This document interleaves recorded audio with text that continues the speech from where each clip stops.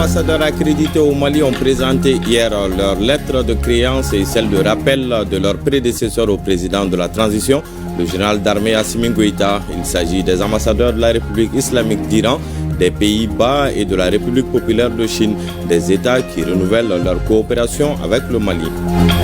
La troisième édition de la Semaine du numérique se tiendra du 29 au 31 janvier 2026 au Centre international de conférence de Bamako. Le thème de cette édition est le e-gouvernement à l'ère de l'intelligence artificielle, opportunités et défis pour la culture, un thème qui met en avant les potentialités culturelles de l'espace confédéral. Le point de la cérémonie de lancement dans ce journal. Voilà pour les titres. Mesdames et messieurs, bonjour et bienvenue aux informations. Balai diplomatique donc à Koulouba.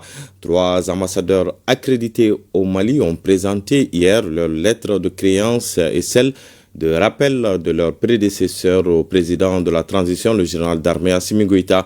Il s'agit des ambassadeurs de la République islamique d'Iran, des Pays-Bas et de la République populaire de Chine. Des États qui renouvellent donc leur coopération avec le Mali. Après la réception du document qui officialise leur prise de fonction au Mali, ils ont eu droit à un temps d'échange avec le chef de l'État. Ces diplomates vont travailler au renforcement des liens de coopération entre le Mali et leurs pays respectifs. Le compte rendu avec Sira Batili.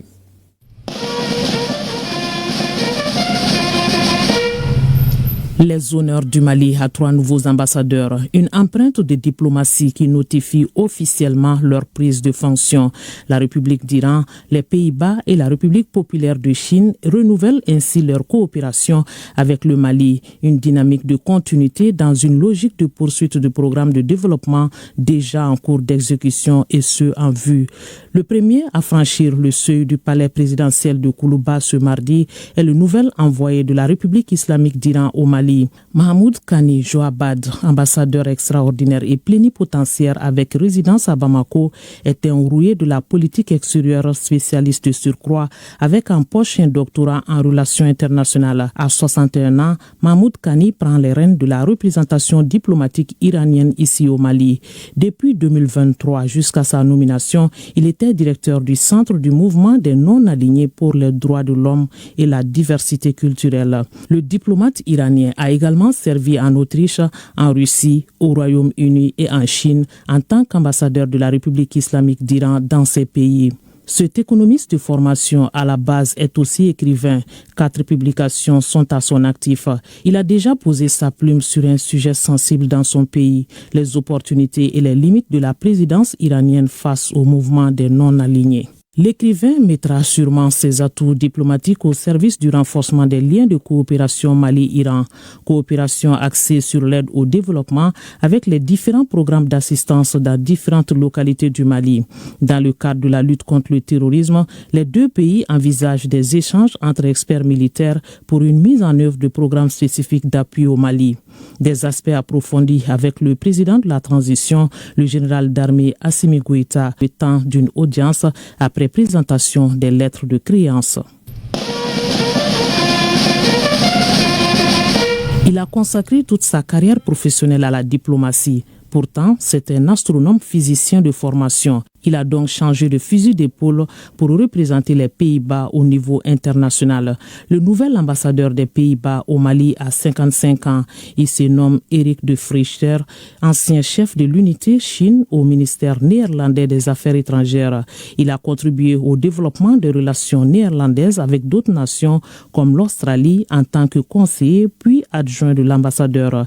Il maîtrise les questions sécuritaires et culturelles pour avoir été responsable de la politique étrangère et de sécurité, des affaires culturelles et de la presse. Expérience qui lui a valu le poste de représentant et de délégué des Pays-Bas au sein de l'Union européenne à Bruxelles. L'ancien coordinateur humanitaire des Pays-Bas pour la Sierra Leone, le Libéria et la Guinée a également travaillé à New Delhi, en Afghanistan et en Côte d'Ivoire. Eric de Vrijter est auteur de plusieurs ouvrages sur différentes thématiques. Il a mis à la disposition des bibliothèques 4 publications, parmi lesquelles ce thème pointu, le manque de cohérence de l'Europe dans la gestion des crises et des conflits externes. Après la présentation de ces lettres de créance au chef de l'État, Le général d'armée Assimi Goïta lui a accordé une entrevue pour faire le point de la coopération Mali-Pays-Bas, un partenariat focalisé sur des secteurs clés comme l'agriculture, l'énergie, la santé, le développement du secteur privé, en plus des questions de gouvernance. La République populaire de Chine ferme la marche, partenaire stratégique du Mali, avec l'ouverture d'autres axes de coopération pour plus de dynamisme. Et c'est le diplomate Li Yang qui est désormais chargé du maintien de ces bonnes relations de coopération Mali-Chine. Il est spécialiste en administration publique. Li Yang, 52 ans, a fait son entrée dans le monde de la politique extérieure en qualité d'attaché au sein du protocole du ministère des Affaires étrangères. Membre du Parti communiste chinois, il va servir à la fois le Mali et l'Érythrée, poste qu'il occupe depuis 2023. Le Mali et la Chine entretiennent d'excellentes relations d'amitié et de coopération multiformes fondées sur des liens séculaires. Droit d'audience après l'officialisation de la prise de fonction accordée par le chef de l'État, avec un rappel de nombreuses réalisations, parmi lesquelles la construction du 3e pont de Bamako, celle du Centre international des conférences de Bamako, ou encore l'hôpital du Mali. À cette liste s'ajoutent plusieurs projets en cours de réalisation ou en perspective. Il s'agit de la phase 2 du campus universitaire de Kabala, dont l'accord de coopération économique et technique a été signé le 22 juin 2017 pour une subvention non remboursable de 30 milliards de francs CFA. Le Mali maintient donc son cap de diversification de partenariats, épousant ses principes de gouvernance et jugé gagnant-gagnant. Sur un tout autre sujet, la 3e édition de la semaine du numérique se tiendra du 29 au 31 janvier 2026 au CICB. Le thème de cette édition est le e-gouvernement à l'ère de l'intelligence artificielle, opportunités et défis pour la culture, un thème qui met en avant les potentialités culturelles de l'espace confédéral. Le rendez-vous annuel propose aux participants un programme riche et diversifié. La conférence de lancement de la semaine a eu lieu hier après-midi en présence du ministre en charge de l'économie numérique et des membres de la commission d'organisation. Awaditma Kamara assisté à la cérémonie pour ORTM1. Suivons son reportage. La 3e édition de la Semaine du numérique revient avec plus de perspectives et d'innovation. Plus qu'un simple rendez-vous d'échange, cette semaine s'impose comme un cadre de réflexion et d'action.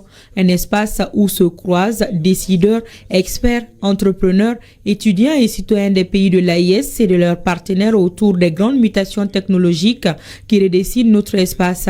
Les échanges se dérouleront autour du thème « Le e-gouvernement à l'ère de l'intelligence artificielle, opportunités et défis pour la culture ». Une thématique qui traduit une ambition forte, celle de faire du numérique un levier de valorisation de la richesse culturelle du Mali et au-delà.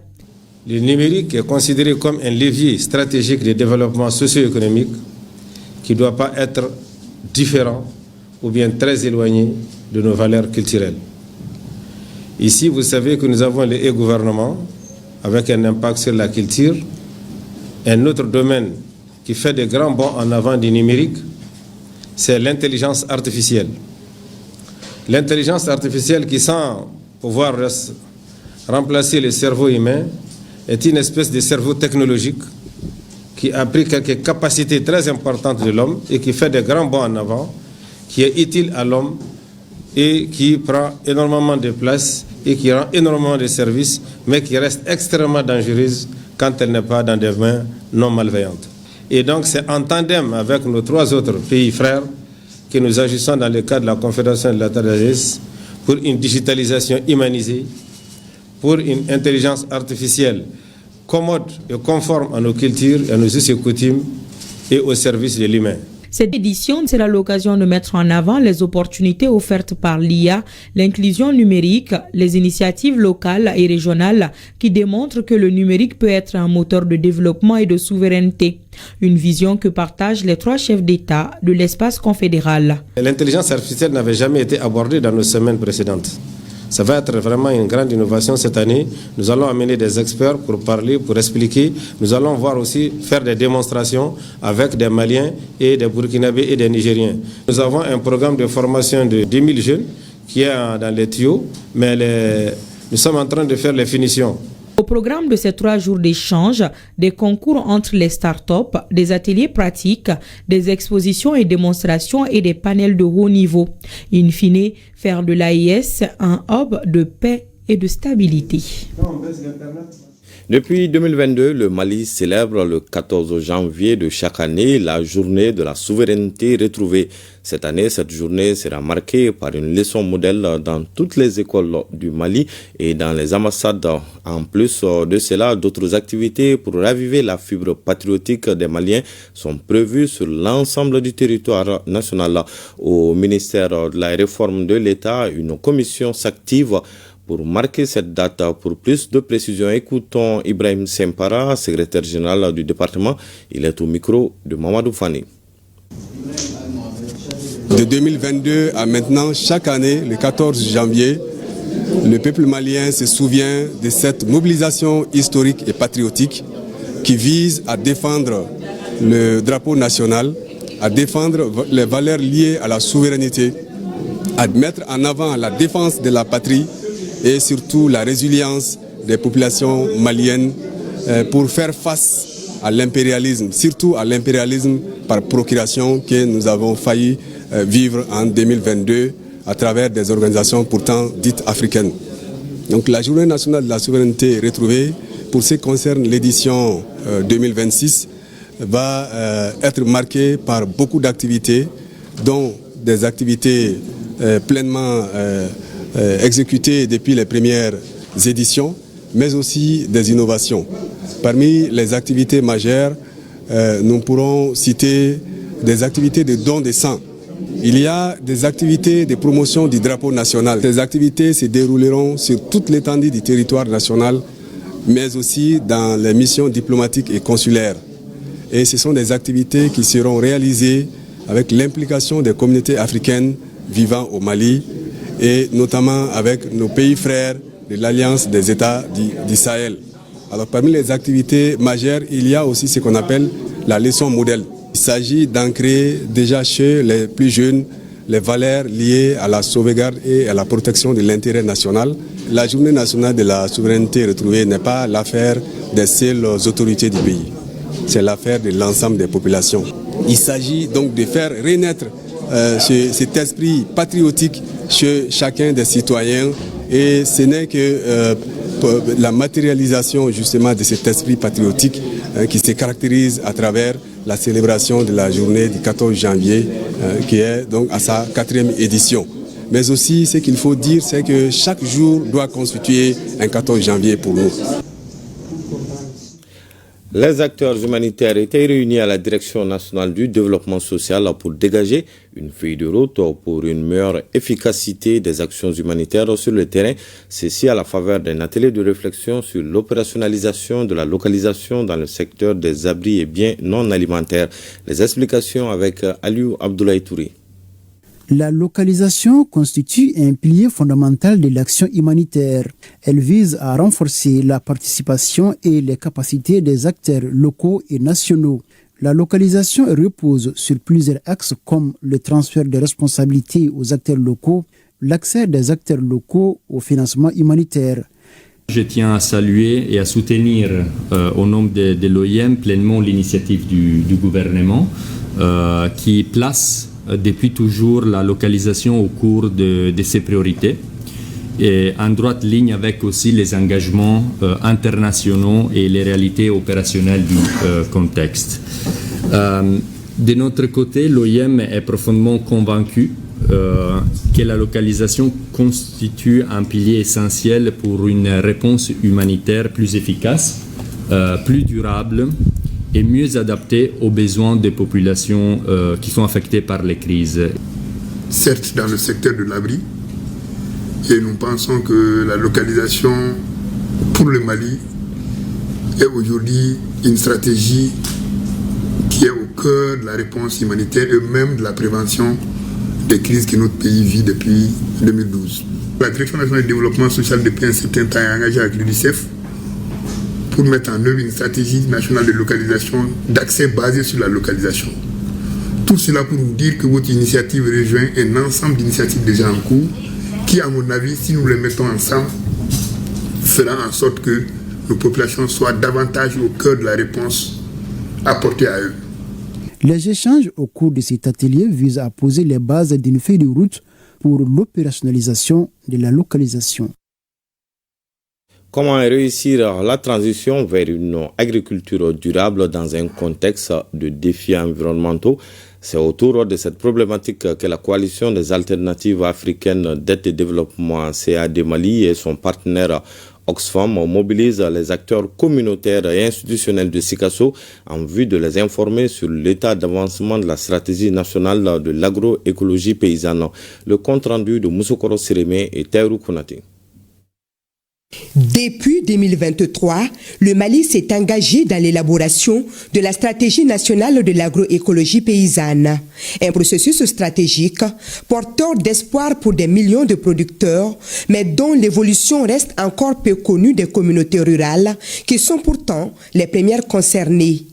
À travers la rencontre de Sikasso, le CAD Mali, coalition des alternatives africaines d'aide et développement et ses partenaires, entendent combler le déficit d'information et renforcer l'implication citoyenne des acteurs afin qu'ils puissent influencer les décisions publiques. C'est une stratégie qui porte sur 3 phases. Nous sommes à la phase diagnostique. Donc nous demandons les acteurs clés de l'agroécologie de s'impliquer davantage. Dans un contexte de changement climatique, d'insécurité foncière et de pression croissante sur les ressources naturelles, l'agroécologie apparaît donc comme une réponse durable au développement agricole et économique du Mali. Un enjeu que les autorités régionales inscrivent dans la dynamique actuelle de consolidation de la souveraineté alimentaire et territoriale. Cette action entreprise par la CAD et son partenaire Oxfam au Mali est aussi une concrétisation du processus de la souveraineté retrouvée par les autorités de la transition et des peuples maliens.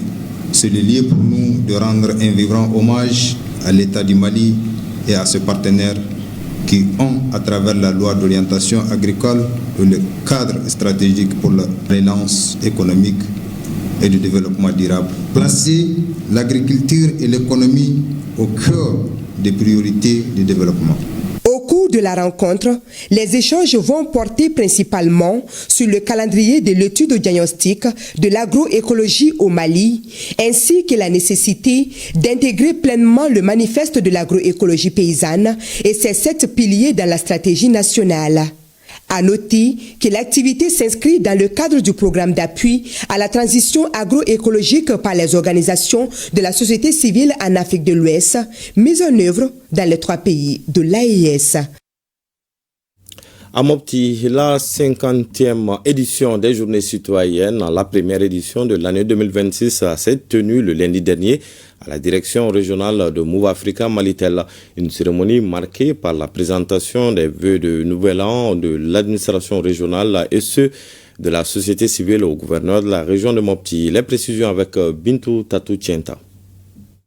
Une montée de couleurs pas comme les autres, car coïncidant avec la 50e édition, elle est aussi la première journée citoyenne de l'année 2026.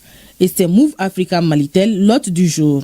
Je tiens à exprimer ma gratitude envers l'exécutif régional pour cette initiative citoyenne, à savoir l'instauration des journées citoyennes, mais aussi et surtout pour avoir honoré la direction régionale de la soutènement Malitel, en lui confiant l'organisation de cette 50e édition.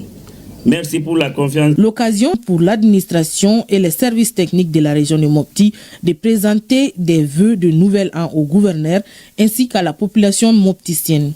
Je vous présente, femmes et hommes, jeunes et aînés, mes vœux les plus sincères de santé, de paix, de bonheur pour vous et vos familles, pour la région de Mopti et pour tout le Mali.